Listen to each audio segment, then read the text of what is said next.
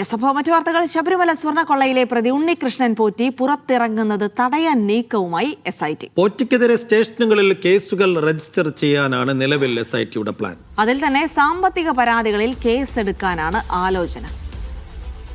സനിസ ശോഭാചന്ദ്രൻ വിവരങ്ങൾ നൽകും. സനിസ, ഇനിയിപ്പോൾ ജാമ്യം ലഭിച്ച് പോറ്റി പുറത്തിറങ്ങുന്നത് തടയാനുള്ള നീക്കം കൂടി SITയിൽ നിന്നുണ്ടാകുന്നു. പുതിയ കേസുകൾ, സാമ്പത്തിക ആരോപണങ്ങളിലടക്കം പുതിയ കേസുകൾ വരുമെന്ന് മനസ്സിലാക്കണം അല്ലേ? അതെ ചെൽസി സേഫു, ഫെബ്രുവരി 3 കുറ്റപത്രം സമർപ്പിക്കാൻ സാധ്യതയില്ലാത്ത പക്ഷം എന്തായാലും പോറ്റിക്ക് ജാമ്യം ലഭിക്കും. സ്വാഭാവികമായും ജാമ്യം ലഭിക്കും.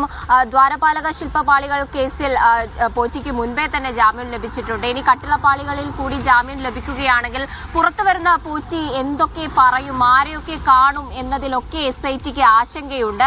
ഈ ഒരു സാഹചര്യത്തിലാണ് പോറ്റിക്ക് മുൻപേ തന്നെ തിരുവനന്തപുരത്തും അതുപോലെ തന്നെ പുറത്തും പോറ്റിക്കെതിരെ വിവിധ സ്റ്റേഷനുകളിൽ പരാതികൾ ലഭിച്ചിരുന്നു. സാമ്പത്തിക ഇടപാടുകൾ, അതുപോലെ തന്നെ ഭൂമി ഇടപാടുകൾ, കൂടാതെ ചെക്ക് കേസുകളും ഒക്കെയുമായി ബന്ധപ്പെട്ട പരാതികൾ പോറ്റിക്കെതിരെ ലഭിച്ചിട്ടുണ്ട്.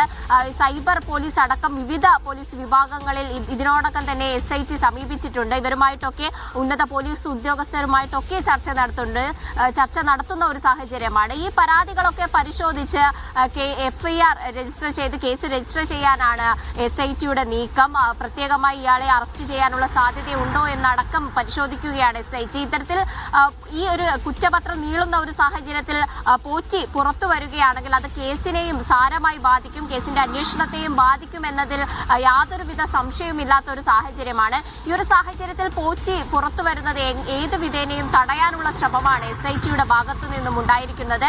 ഇന്നലെ മുതലേ ഇതിനുള്ള ചർച്ചകളും ഒക്കെ നടന്നു വരുന്നുണ്ട്. പോറ്റിയെ റിമാൻഡിൽ വാങ്ങാനുള്ള എല്ലാ നീക്കങ്ങളുമാണ് SITയുടെ ഭാഗത്തു നിന്നും ഉണ്ടാകുന്നത്. ഇത്തരത്തിൽ പോറ്റിക്ക് ജാമ്യം ലഭിക്കാനുള്ള സാധ്യതകൾ മുന്നിൽ കണ്ടുകൊണ്ടാണ് SIT ഇത്തരത്തിൽ വിവിധ സ്റ്റേഷനുകളിൽ പോറ്റിക്കെതിരെ ലഭിച്ച പരാതികൾ പരിശോധിക്കുന്നത്.